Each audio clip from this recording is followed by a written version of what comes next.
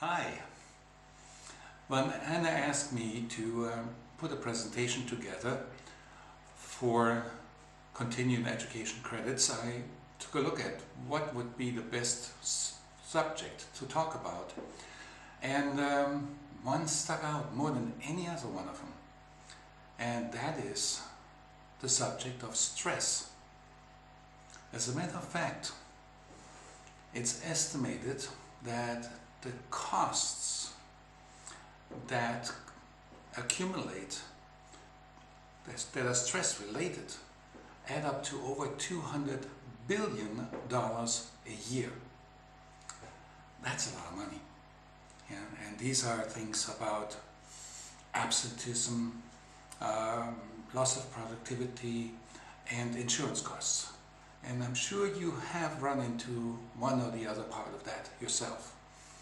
So that's why I want to go over that one and see how I can help you to actually get a little bit of a better grasp on that. Now, if any one of you has never experienced stress, then this is not for you, and I'm very sorry and I apologize that this is not working for you, but I hope for the rest of you it is.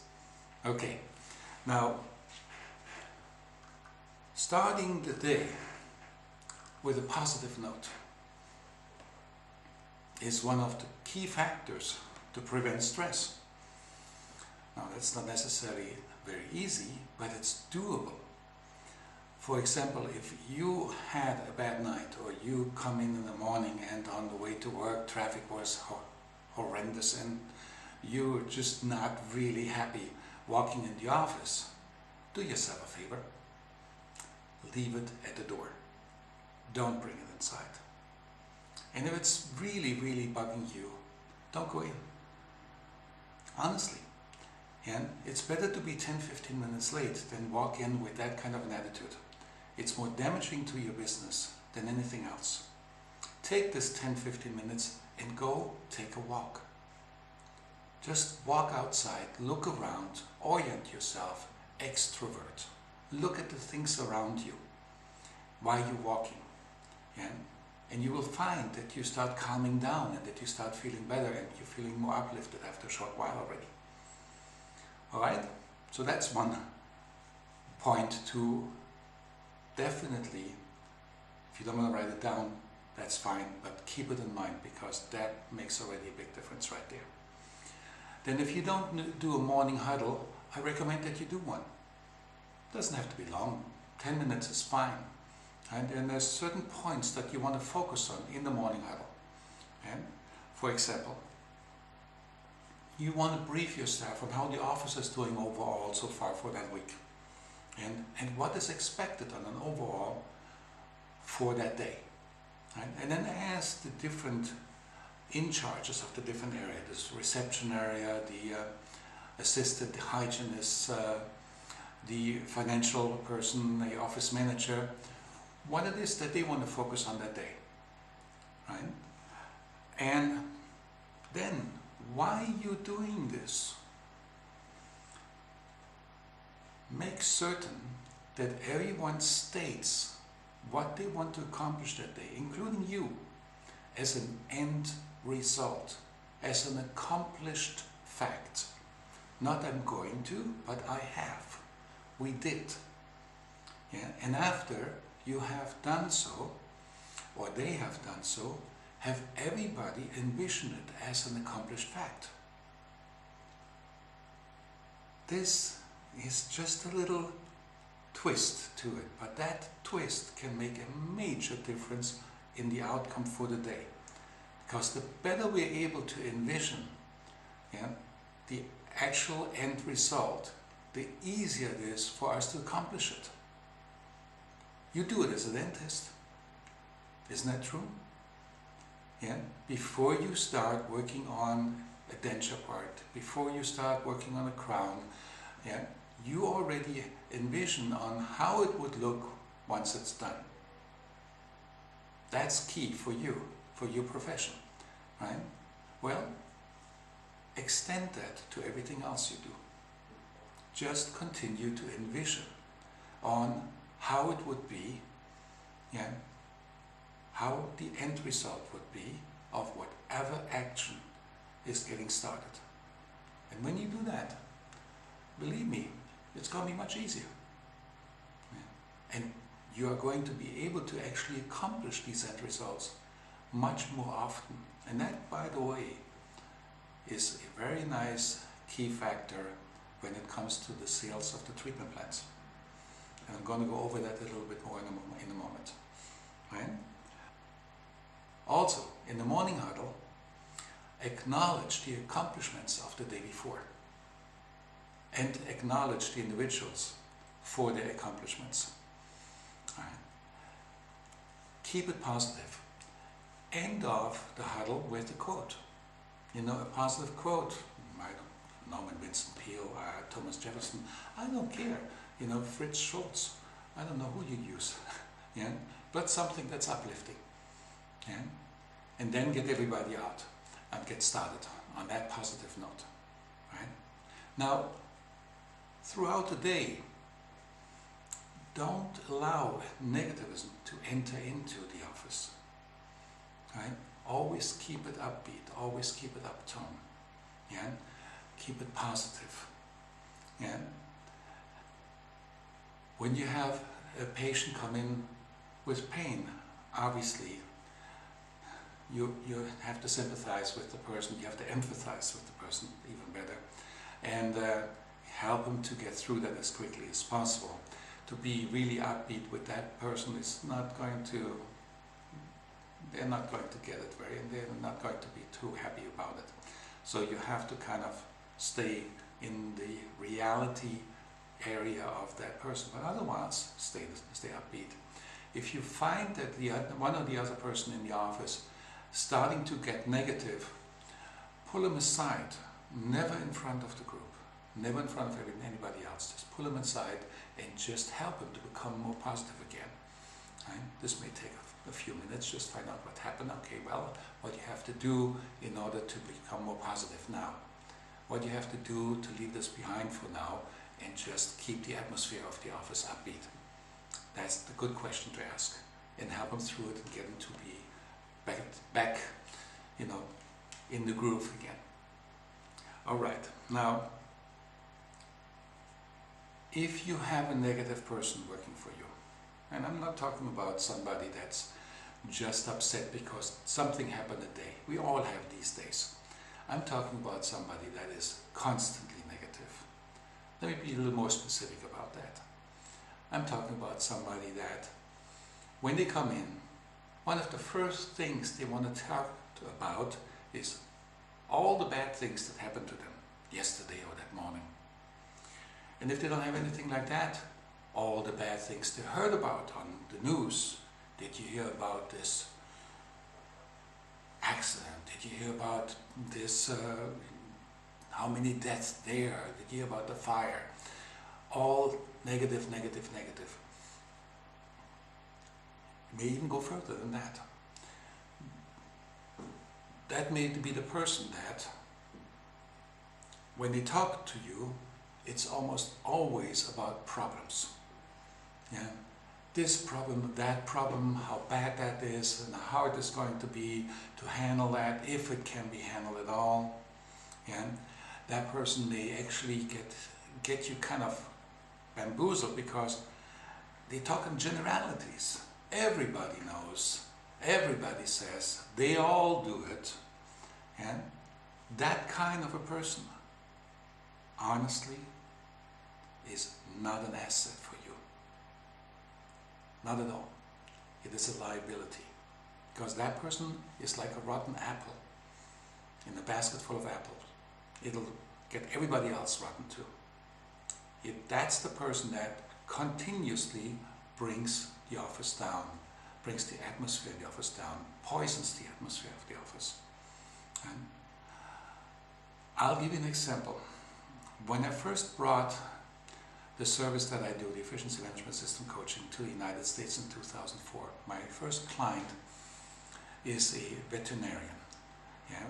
Had been in business at that time for 27 years. He has one of the top 20 animal hospitals in the country. Very successful, staff of 25. Yeah, some people were actually flying the animals to him. for treatment.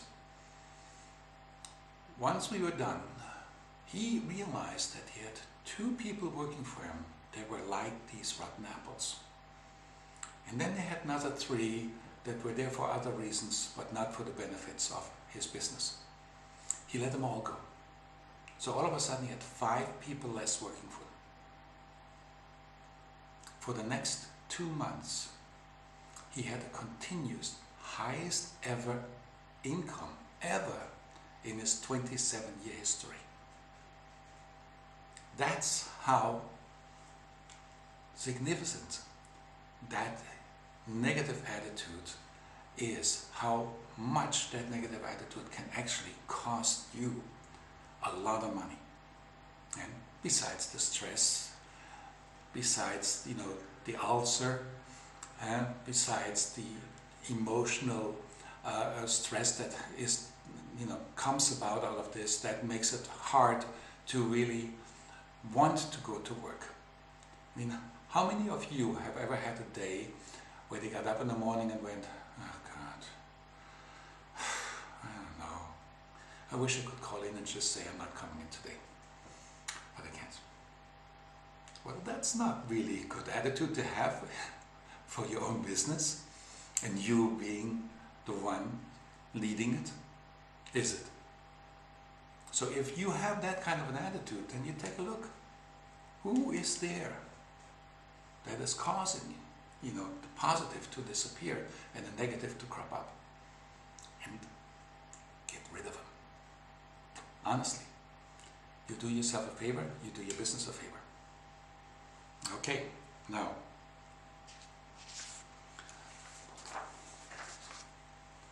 how can you actually help your staff to be more on board?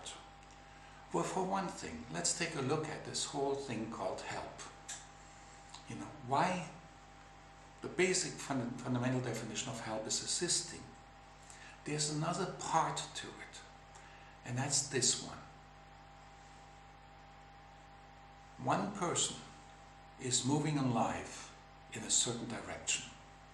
Let's say that person is a realtor who is focused on selling people their home, where they want to have a family, when they want their children to grow up in.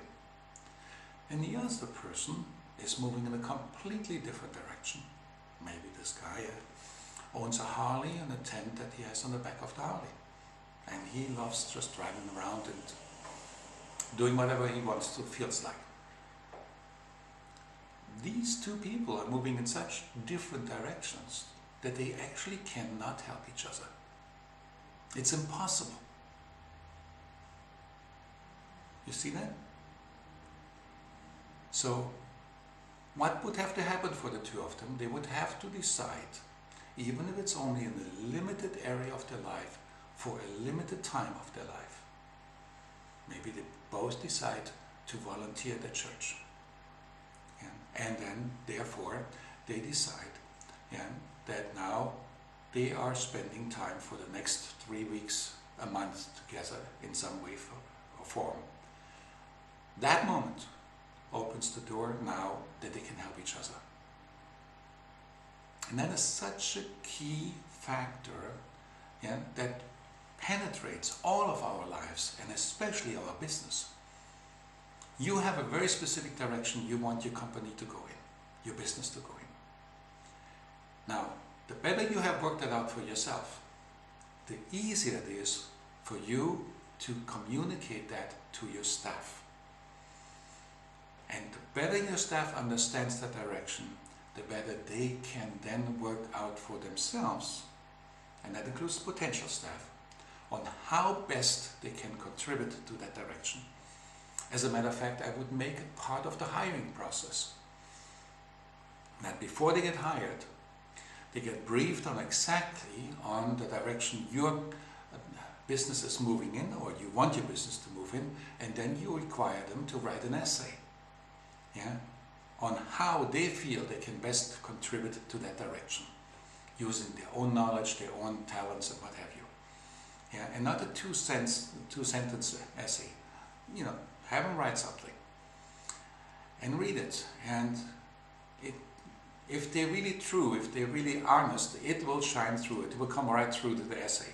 And if they're just trying to PR you and trying to BS you, you will be able to see that right away too. And based on that, make your decision. You will get somebody working that way that you can count on and that will actually be there for your business. Makes sense, doesn't it? Yeah. Okay, now helping you with this obviously is having the right processes in place, having the right methods in place so everything flows through your office. Yeah. And while you already might have routing forms available that do that, yeah, I wanted to make this available for you. I have 8 routing forms altogether, yeah, for any particular. This is based on a regular dental office. Yeah, I worked this out together with some of my clients that are dentists. Yeah, for the different kind of patients that you may have come in. Yeah, plus there's one routing form that I don't think any one of you has yet. Right? And these are available for you. All you have to do is send me an email.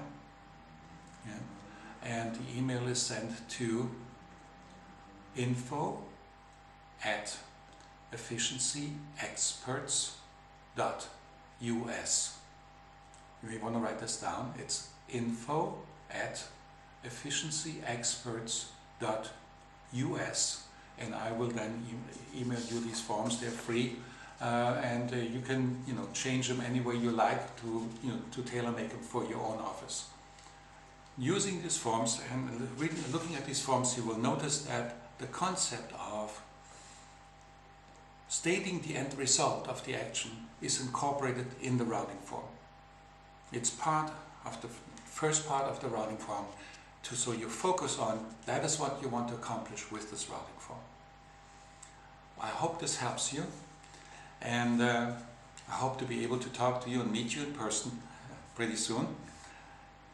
And that is all I wanted to tell you. Thank you very much for listening, and have a great day.